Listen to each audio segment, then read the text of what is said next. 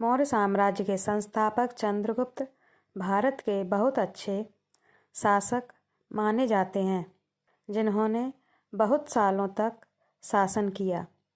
चंद्रगुप्त मौर्य एक ऐसे शासक थे जो पूरे भारत को एकीकृत करने में सफल रहे थे। उन्होंने अपने अकेले के दम पर पूरे भारत पर शासन किया था।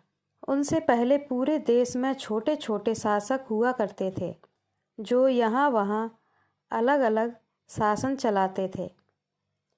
देश में एकजुटता नहीं थी।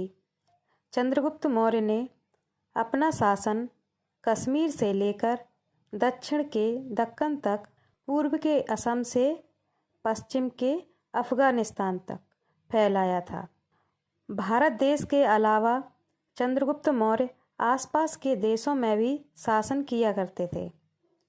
चंद्रगुप्त मौर्य के बचपन के बारे में कहा जाता है कि वे मगध के वंशज थे। चंद्रगुप्त मौर्य जवानी से ही तेज और बुद्धिमान थे। उनमें सफल सच्चे शासक की पूरी गुणवत्ता थी, जो चाणक्य ने पहचानी और उन्हें राजनीति व सामाजिक शिक्षा दी। चंद्रगुप्त मौर्य ने दुर्धरा से शादी की और एक सुखी वैवाहिक जीवन जी रहे थे। चंद्रगुप्त मौर्य की दुश्मन से रक्षा करने के लिए आचार्य चाणक्य उन्हें रोज खाने में थोड़ा थोड़ा जहर मिलाकर देते थे, जिससे उनके शरीर में प्रतिरोधक क्षमता आ जाए, ताकि चंद्रगुप्त मौर्य अपने दुश्मनों के किसी भी प्रयास से प्रभावित ना हो, जो उनके भोजन में जहर देकर मारने की कोशिश कर सकते हैं। चंद्रगुप्त मौर्य के शरीर को जहर की आदत डालने के लिए प्रशिक्षित करने का प्रयास कर रहे थे, लेकिन एक दिन उनके शत्रु ने वही जहर ज़्यादा मात्रा में उनके खाने में मिला दिया। दुर्भाग्य से अपनी गर्भावस्था के अंतिम चरण के दौरान रानी दुर्धरा ने कुछ खाद्य पदार्थों का सेवन किया, जो चंद्रगुप्त मौर्य को परोसा जाना था। उस समय चाणक्य ने महसूस किया कि दुर्धरा अब नहीं रहेंगी, और इसलिए सही समय पर उन्होंने उनके अजन्मे बच्चे को बचाने का फैसला किया और उन्होंने एक तलवार ली और बच्चे को बचाने के लिए दुर्धरा के गर्भ को काट दिया, जिसे बाद में बिंदुसार नाम दिया गया।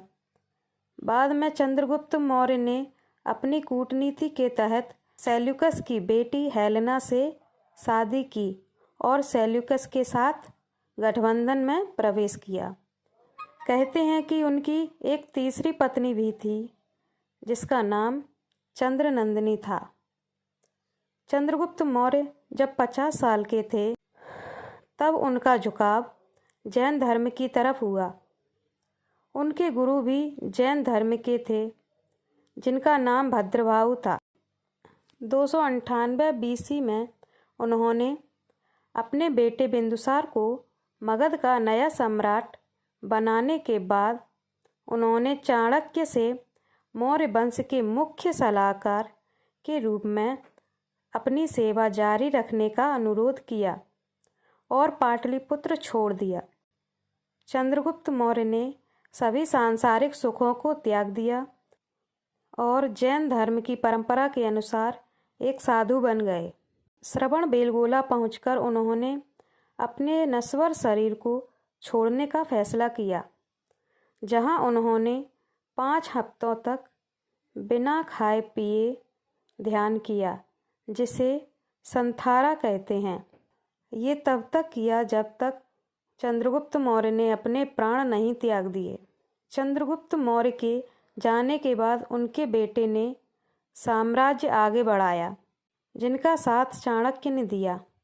चंद्रगुप्त मौर्य व चाणक्य ने मिलकर अपनी सूझबूझ से इतना बड़ा एम्पायर खड़ा किया था